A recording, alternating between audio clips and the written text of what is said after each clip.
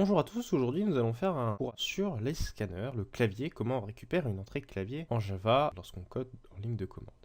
Alors, nous allons tout de suite créer un nouveau projet, donc Java Project, en 1.7, Project Name, les scanners, clavier, voilà, hop, finish. Je crée une nouvelle classe, dans mon package, com.victorhugo, pardon, hop, point de rien. Je la nomme main. Je crée mon Stegway main et je clique sur finish.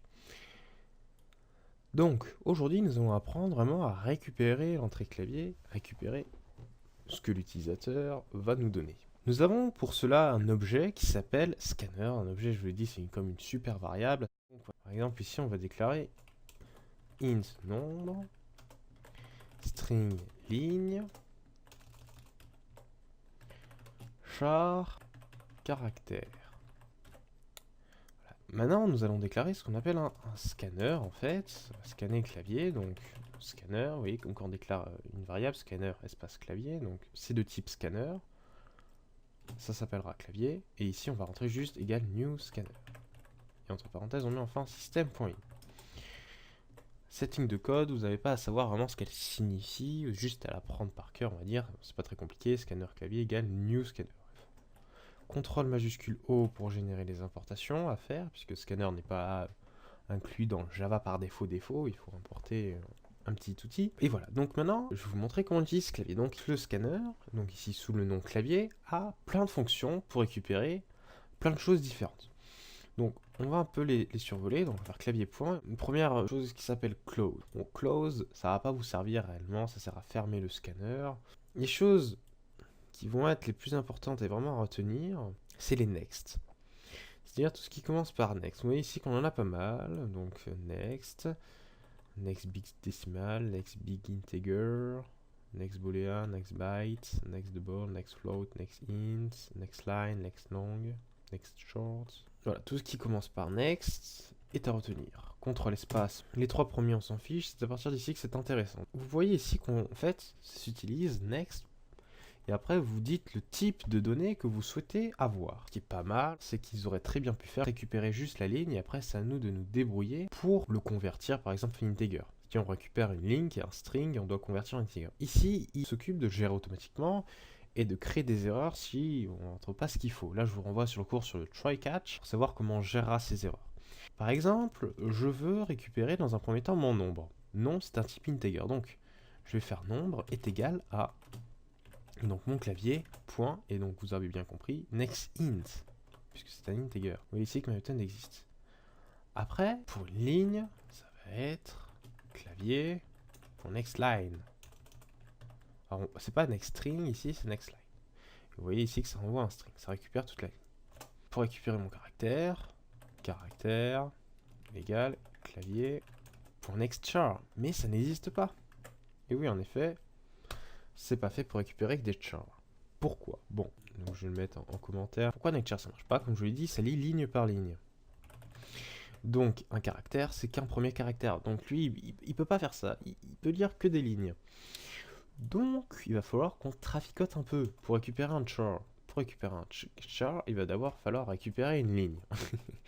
Donc on va créer ligne et on va prendre l'autre ligne temporaire. Pour un char, il va falloir qu'on fasse ligne temporaire, c'est égal à clavier, next line. On récupère toute la ligne.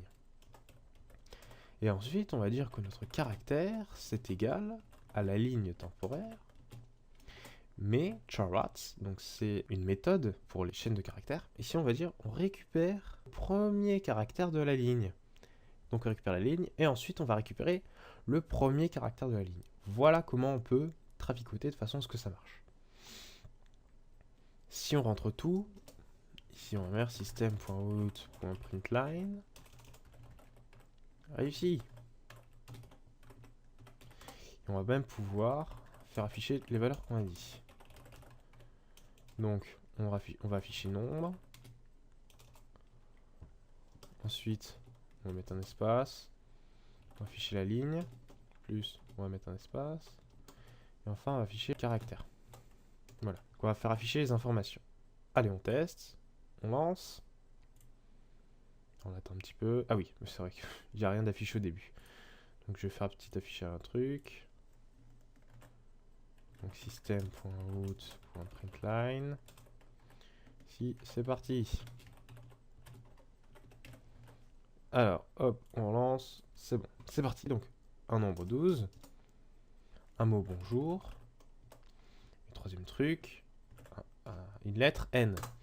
Et on voit ici qu'il a bien réussi. Un 12, un bonjour et la lettre N.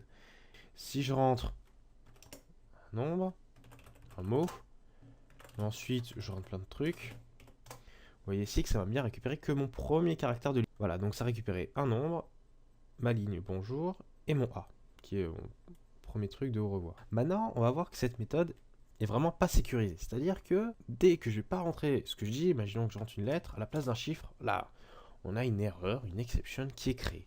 Et je vous invite à voir le cours sur try-catch pour savoir comment on gère ça. Donc ici, j'ai oublié de faire un truc.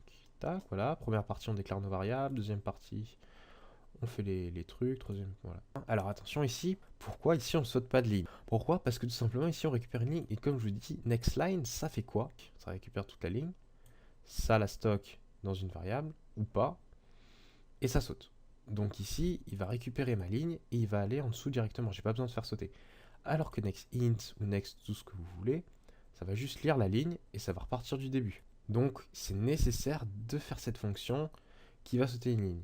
Normalement, il n'y a aucun autre truc à savoir. Je revérifie quand même.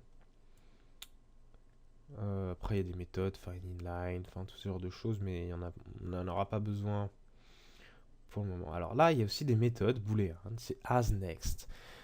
Ça, c'est plutôt cool. Ça permet de savoir est-ce que ma ligne contient quelque chose. C'est-à-dire, est-ce que par exemple asNext, c'est qu'il est asNextInt, ça va permettre de dire si ma ligne c'est un integer. Normalement, en fait, ce que vous devriez faire, c'est une condition. Si ma ligne contient bien ce que j'ai demandé, c'est-à-dire un chiffre, alors je place mon chiffre. Ou alors vous utilisez, comme je vous ai dit, les blocs try-catch, mais là, il faut voir la leçon qui est faite pour. Voilà.